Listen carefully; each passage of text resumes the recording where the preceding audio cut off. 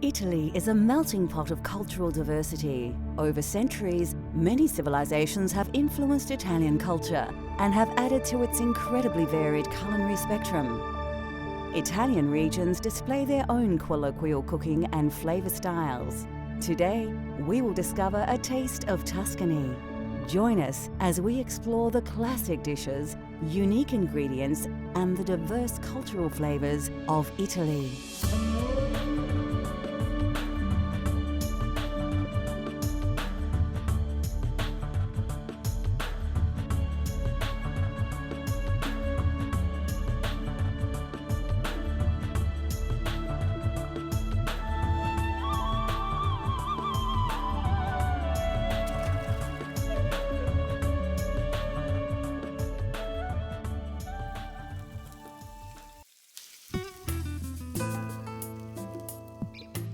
Situated on the Italian peninsula and part of both the European continent and southern Europe, Italy shares its alpine borders with France, Switzerland, Austria, and Slovenia. The food of Italy is famous throughout the world, with dishes like spaghetti, lasagna, and ravioli being found across the globe. But more importantly, the rich variety of regional cooking is alive and well, preserving some of this country's culinary history. Today, we will be exploring the flavors of Tuscany. Considered the birthplace of the Italian Renaissance, Tuscan cuisine is quite unique and even differs between the provinces. Tuscany is all about food and wine. It's all about the fresh produce, which they'll have homegrown or they'll get it from the markets, and then they're going to cook it, and they're going to cook it very slowly, and they're going to enjoy it with their family and their friends. They have lots of local vegetables and lots of pork and wild boar, which they make into small goods, and then they will share.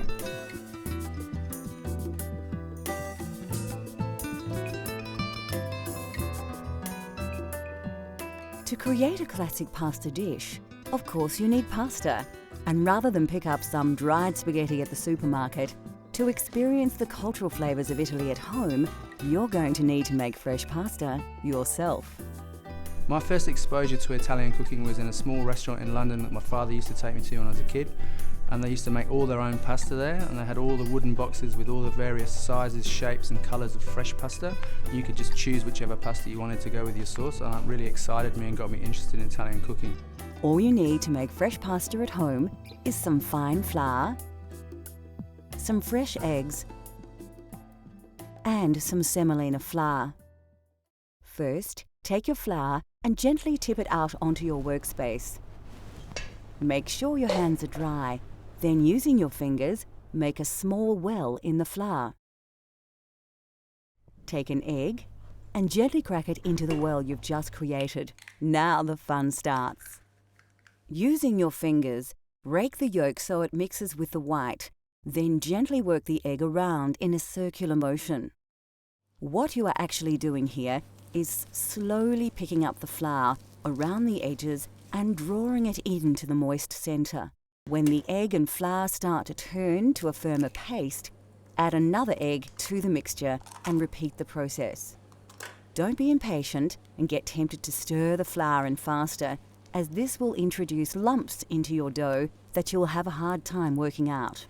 As you work your mixture around, it will start to change consistency and the paste will develop into a dough. Keep kneading this dough with the flour until you're satisfied you have a very elastic mix. Be sure your pasta dough is not sticky. If it is, you'll need to add more flour. You will most likely have more flour than you require, so don't feel compelled to use it all. Once you have your dough at the correct texture, use your hands to mold it into a small cob. You will need to rest your dough for at least 30 minutes before you roll it out.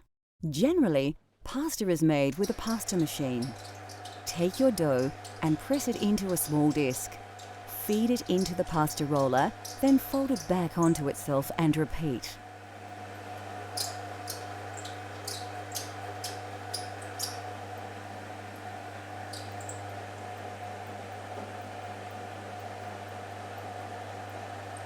Keep rolling the pasta dough out until you have a long, thin sheet of pasta ready for cutting. Now, add your chosen pasta cutter to the pasta machine. Lightly dust your rolled dough with a little semolina and carefully slice your pasta. Once cut, dust your fresh pasta with semolina and put it aside for later. We'll cook our fresh pasta in a fettuccine al funghi later in the show.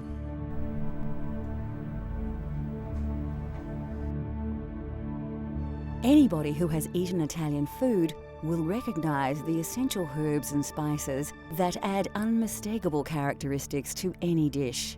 The most common herb in Italian cooking is basil. Crushed basil leaves combined with oil, garlic, and pine nuts create the famous pesto sauce. Basil is regarded as the perfect complement to the flavour of tomato sauce and works well with pasta. Another herb used widely in Italian cooking is oregano. Offering a complementary flavour to basil, it is also commonly used in tomato-based dishes. Of course, garlic features heavily in Italian cooking right across the country. Fennel seeds lend a distinctive aniseed flavour to roasted meat or fish. Rosemary makes a wonderful addition to roasted meats and vegetables.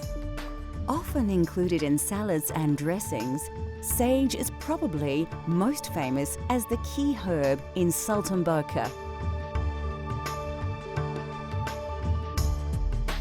Italian parsley is recognisable by its distinct flat leaf.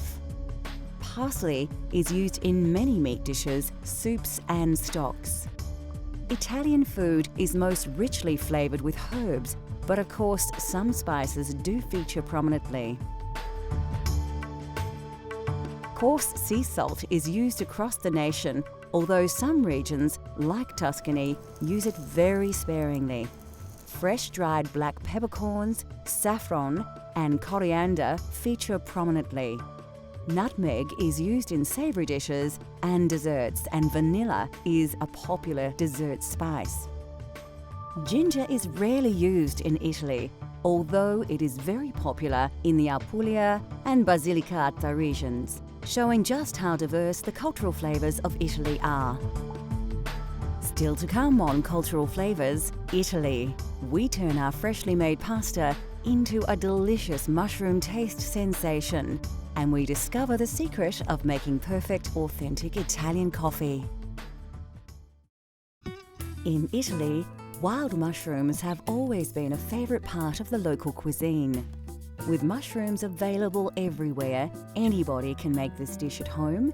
You may even want to splash out on a famously expensive ingredient.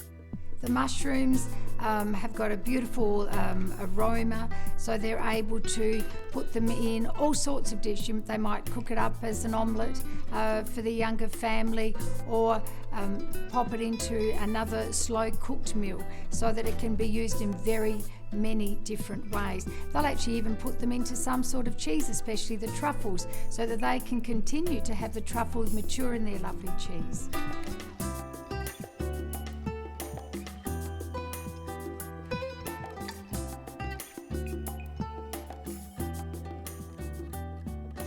For this dish, you will need a selection of mushrooms. You can use fresh local varieties or a combination of fresh and dried.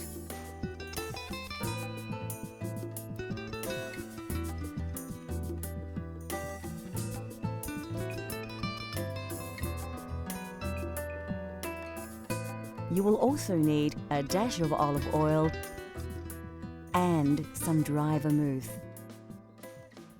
First, take your Italian parsley and chop it finely. It's important to use fresh parsley in your pasta dishes, as the dried alternative can lack flavour. Put it aside, as you will need to add it to your dish much later. The next step is to slice your mushrooms. The trick here is to try and keep the size uniform so they cook evenly.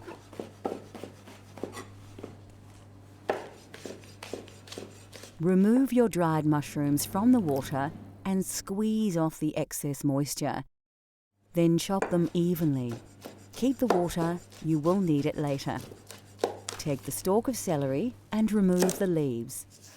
Chop into lengths, slice along the grain, Then finely dice into small blocks to avoid large chunks of this strongly flavoured vegetable masking the delicious mushroom flavours.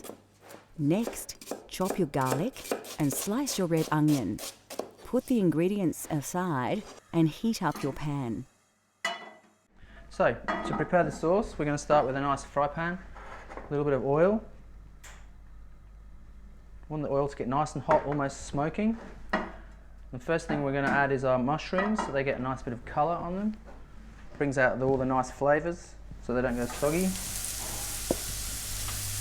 After the fresh mushrooms have braised a little, add the dried mushrooms, then the celery, onion and garlic, and a sprinkle of salt. Reduce the heat and cook it gently to bring out all the combined flavours. Add a dash of vermouth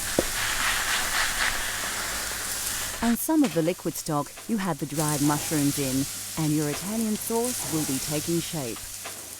Next, add the butter and cook on a gentle heat with the juices. When the butter emulsifies, it will produce a nice rich sauce. Finally, add your chopped Italian parsley and stir it right through the sauce. Then set it aside to rest while you cook your pasta. Put your heavily salted water on the boil. Ensure that it is a strong, rolling boil before adding the fresh pasta you prepared earlier. Stir it around a little to prevent the pasta from sticking together. Fresh pasta won't take long to cook, about 3 to 5 minutes. Drain your pasta in a colander and put your sauce back on the heat. Make sure it is very shiny. You can add more stock or butter to get your sauce to the desired consistency. Add your drained pasta to the sauce in the pan and stir through. Make sure you have covered the pasta entirely with your mushroom sauce. Then you are ready to serve. Grate some Parmigiano Reggiano, commonly known as Parmesan cheese, over the dish. Just enough to give it some bite and some extra saltiness, but not so much it causes the dish to go gluggy. Finally, if you have them, shave some black truffle over the dish just before serving. Now, enjoy your authentic fettuccine al funghi.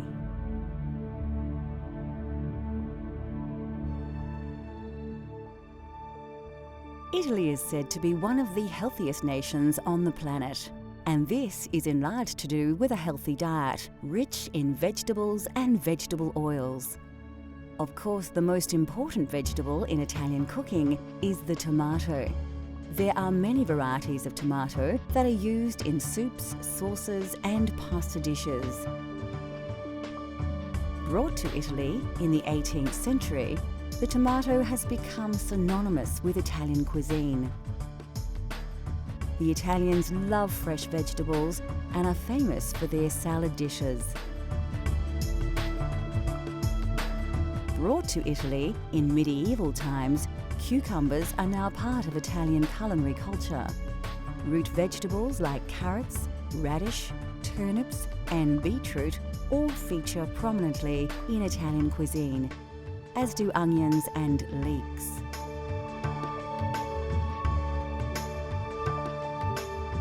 Cabbages, cauliflowers, spinach, and rhubarb are also part of the Italian diet.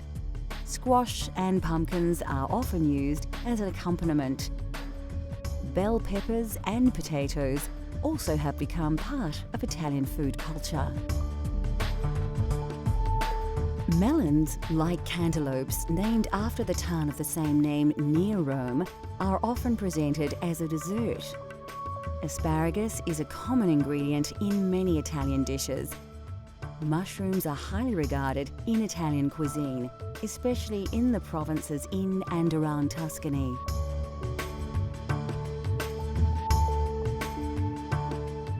Of course, Italian cooking features all kinds of mushrooms, especially the porcini mushroom, but you can use local varieties in your own Italian-inspired dishes.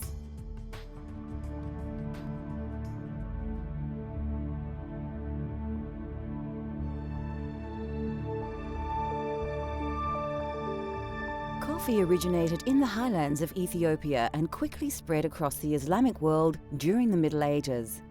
It was only introduced to Europe via Italy as late as the 16th century by Venetian merchants who had been trading with Muslims from the East. Yet, we must thank Italians for defining coffee culture as we know it today. Italians are deeply passionate about their coffee, so naturally the quality of bean is exceptionally important. Coffee comes in 2 varieties, and Italians overwhelmingly prefer Arabica over the cheaper Robusta bean. Roasting beans changes their colour, taste, smell, and Italians enjoy a full roast bean, which are rich brown in colour and have a slightly oily surface. Italian baristas have created a wide range of ways in which to enjoy coffee. Cafe Espresso is brewed by forcing hot water under pressure through finely ground coffee. This process produces a highly concentrated shot of coffee, which actually forms the basis of many other drinks, such as a macchiato, which is simply a shot of espresso marked with a small drop of steamed milk.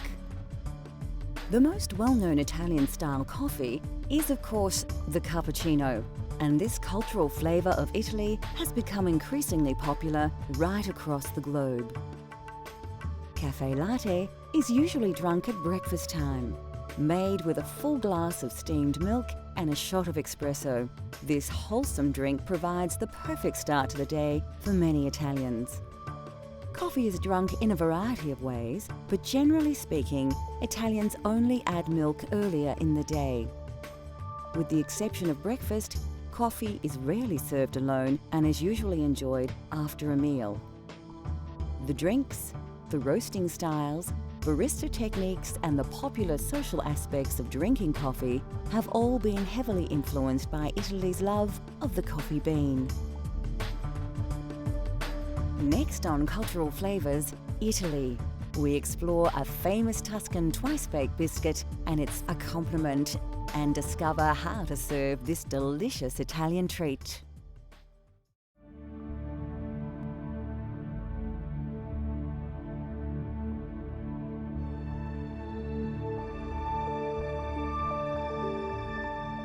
There are hundreds of types of pasta, but generally authentic pasta is made from durum wheat flour or semolina, which accounts for its yellow tinge.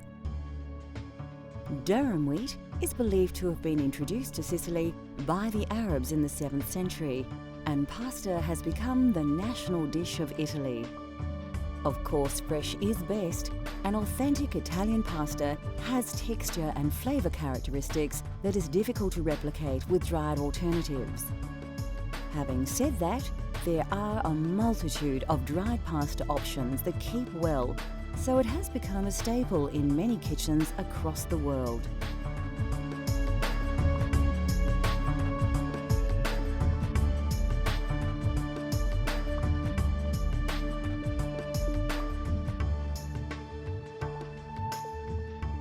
Italy produces 25% of all the olives grown globally from hundreds of varieties of olive tree.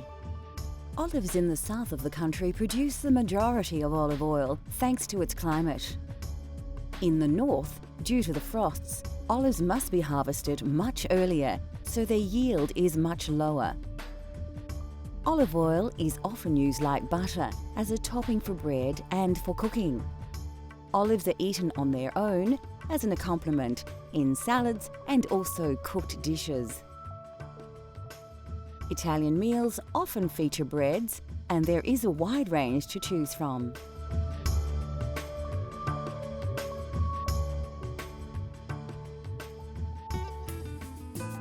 Italian food is rich with tradition, and there are few foods more traditional than biscotti.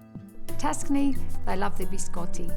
So they'll go to the local market and they'll get their flour and their sugar and the nuts, whatever nuts mum wants to use that might be in season, and they'll go home and there it will be in their beautiful kitchen, and they'll start mixing the flour, the eggs, the butter, the nuts, and then they'll roll and then they'll bake.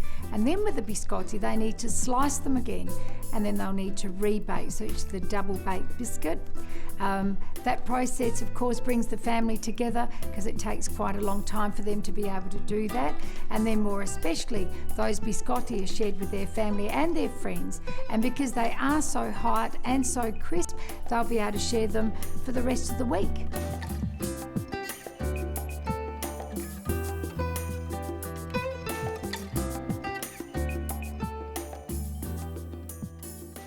You won't need to look too hard for the ingredients in this recipe.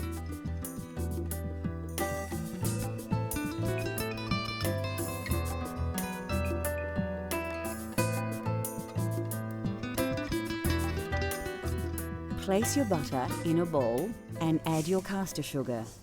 Mix the ingredients with a spatula until you have a consistency like this. The technique here has more than a few similarities with pasta preparation. So, just like making pasta dough, add your first egg and mix it into the sugar and butter. Work the ingredients together to achieve a smooth paste. Do the same with all the eggs until you have a fairly liquid, smooth and even paste. The next step is to add your flour, but only a little, and mix it through. Just like the pasta, you don't want to add all the flour at once. This technique ensures you have a lump-free mixture.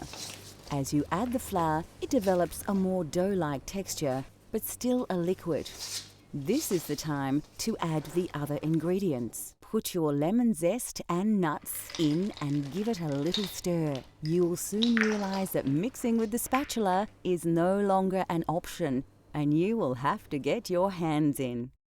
If your dough is still very sticky, add a little more flour until you can comfortably pick up the mixture without it falling and drooping from your hands.